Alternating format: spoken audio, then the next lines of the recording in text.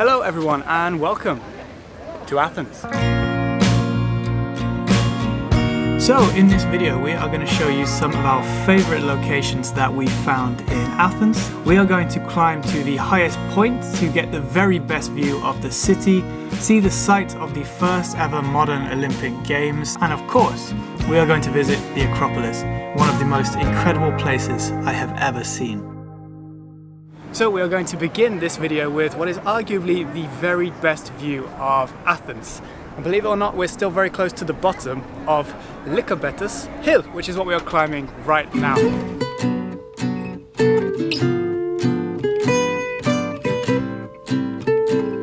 So this is a 300-meter high hill.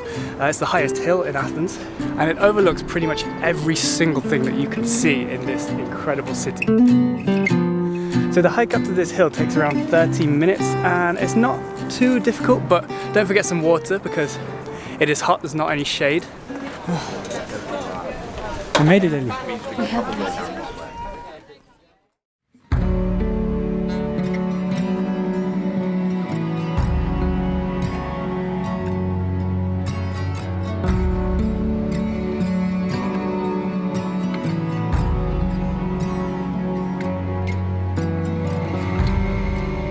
So after this we headed back down and began walking towards our next location, but not before Ellie got distracted by one of the many cats of Athens. Hello? Do you allow me to pet you? So let's not delay anymore and head straight to the most iconic site that you can find here, and I'm sure you know what I'm talking about.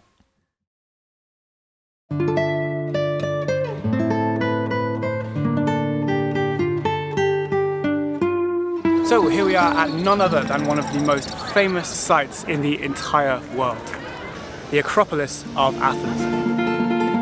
So the Acropolis is a citadel that stands on a rocky hill above the city. In the 5th century BC, the Acropolis became the centre of Athenian democracy and culture under the leadership of Pericles.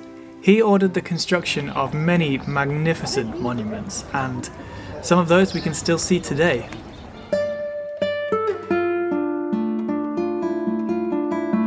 So let's begin with this one right here. This was the monumental entrance to the Acropolis. It was intended to impress visitors with its grandeur, and it certainly achieves that even in its ruined state today.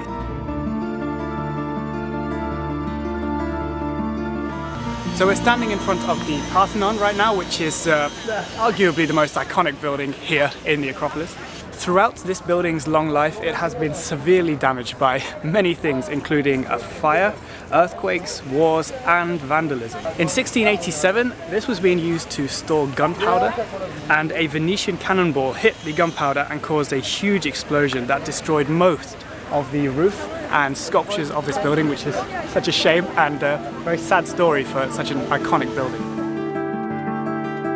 So just opposite the Parthenon is the Erechtheion, and it's famous for its 6 caryatids, which are the female figures that support the roof that you can see here. And one final stop before we leave the Acropolis, and that is this.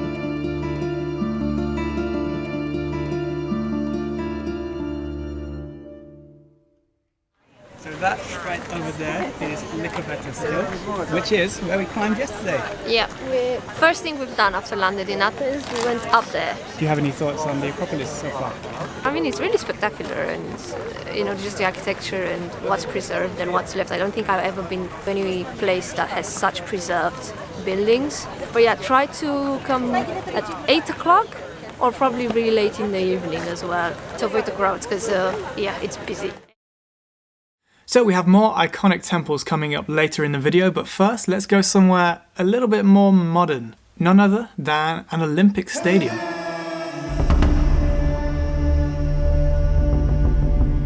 So yes, here we are right now in a location very unique to Athens. This is the stadium where the first ever Olympic game was held in 1896, but this stadium actually dates back to the 6th century BC. There's still a track here today, so you can run on it if you like. Oh, she's on the track. I am on the track. You gonna run? When you got this? It's a run, this. Those ancient Greeks, Yes, they got nothing on you. Exactly, I am the best runner in Greece. It is actually the only stadium in the world that's been built entirely out of marble. Obviously it's been rebuilt many times throughout its life, but the most recent refurbishment was in 1870 because it was hosting the opening and closing ceremonies of the first ever modern Olympic Games, and it was the venue for 4 of the 9 sports that they were playing. So now we're going back in time again, and we're heading to a site that is much less known about than the Acropolis, but still so impressive. So let's go.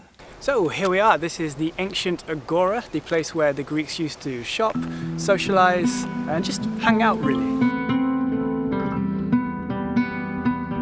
The Ancient Agora was the heart of the city. It was also the place where famous philosophers such as Socrates and Plato would teach their students and challenge a lot of their ideas. Right where we are now, which is insane to think about. Behind me is the Stoa of Attalos, one of the most impressive buildings here, so we're gonna go get a closer look now. The Stoa of Attalos was a covered walkway. The Stoa had 2 stories and 42 rooms that served as shops, and was actually reconstructed during the 1950s, and now it houses the museum of the Ancient Agora with many incredible things to see inside. As you can see from what's behind me, there are so many ruins of temples, statues and buildings that used to be part of the Agora. Some of them are still standing, like this, which is the Temple of Hephaestus, who was the god of fire and metalworking, and also the husband of Aphrodite.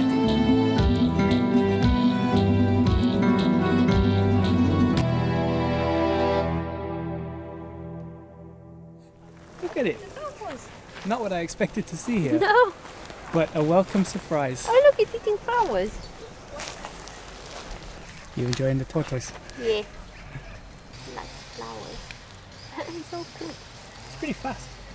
What? For a tortoise. He's on a mission.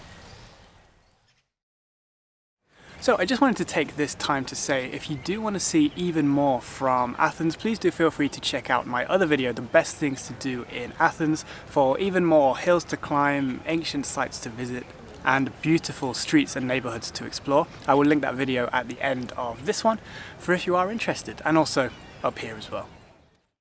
So on now to one more location to finish off the video, and you may not believe that this is right in the center of Athens.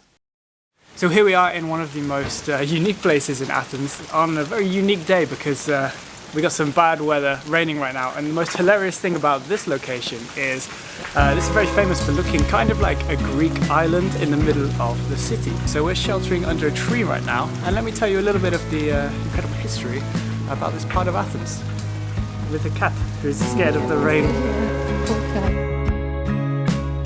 So this is a neighborhood that was built by workers from the island of Anafiotika in the 19th century. They came to Athens to help construct the royal palace, and they decided to create their own little village on the slopes of the Acropolis, which is literally just up there. They used the same architecture and materials as they used in their island homes, so that's why you can see whitewashed houses and colourful flowers, as well as these narrow, winding alleys that you could easily get lost in. It's a bit tight here. A little bit. So what are your thoughts, Ellie, so far? You like... If it wasn't raining, it would be a perfect walk. Yes. But, yeah. Okay, and that sums up our exploration of Athens. I really hope you enjoyed this video. As I said, please do feel free to watch my other Athens video, some of the best things that you can do in this incredible city. There's so many things to do here, and we've spent around 3 days now exploring around and enjoying.